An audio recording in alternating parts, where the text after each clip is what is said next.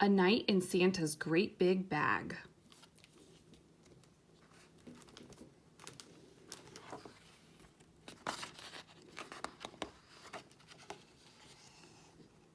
Tonight is Christmas Eve, Louis told Lammy. Santa is coming with his great big bag. There are more toys inside than in my toy box. There are more toys than in a toy store. Lamb, who happened to be Louis's favorite toy, liked toy boxes. He liked toy stores.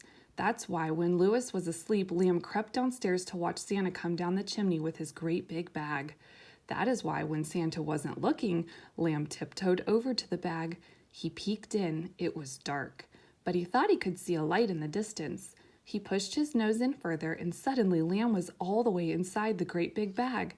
He didn't even notice when Santa picked it up and went back out into the night. Inside the bag, Lamb looked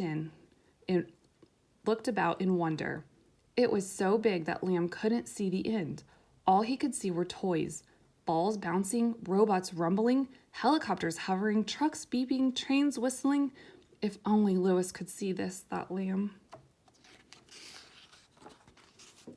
A doll with brown eyes and brown hair said to Lamb, "I am a look-alike doll." She sounded important, like Louis's older sister. "I'm a present for a girl, and I look just like her," the doll told him. "What do you look like?" "I look like me," said Lamb. "Are all these toys presents?" "Of course," said the doll. "Whose present are you?" Before Lamb could answer, a shout went up from the toys. "It's time! It's time!" Santa's hand reached into the bag and picked up a dump truck. "Goodbye!" shouted the dump truck. "Goodbye!" shouted the toys. Santa's hand reached in again and picked up the doll. "Goodbye!" said the doll. "Goodbye!" shouted the toys. "Where did they go?" said a voice near Lamb. Turning around, Lamb saw a toy backhoe. The backhoe looked nervous, the way Louis had on his first day of school. "That was Santa," said Lamb.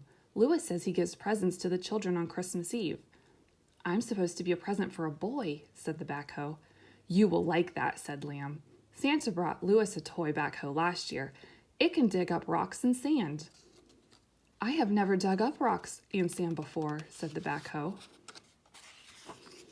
Lamb showed the backhoe how to use its bucket for digging and its shovel for pushing. "Sometimes Louis lets me ride in the shovel," Lamb said. Lamb climbed in and the backhoe took him on a ride through Santa's bag.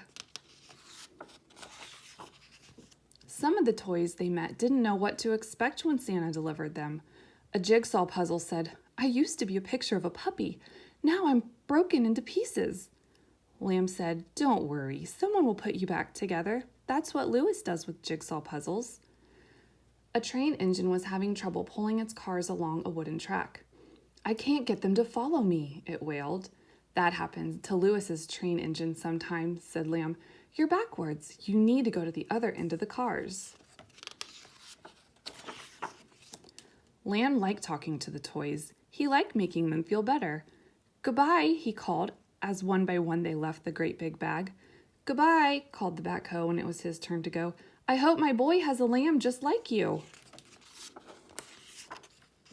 Now there were only 2 toys left in the great big bag, Lamb and a little bunny. The bunny's eyes were squeezed shut. "What are you doing?" asked Lamb. "Santa's giving me to a little girl," said the bunny. "I'm supposed to go to sleep with her every night, so I'm practicing." Lamb giggled. "You don't need to practice going to sleep." "No?" The bunny opened his eyes. "Louis and I just crawl under the covers and talk to each other until we fall asleep," said Lamb. "It's the easiest thing in the world." Then Santa took the bunny out of the bag, and Lamb was alone. He couldn't help thinking of Louis. He wished he were home, under the covers with him. And then Lamb had a terrible thought.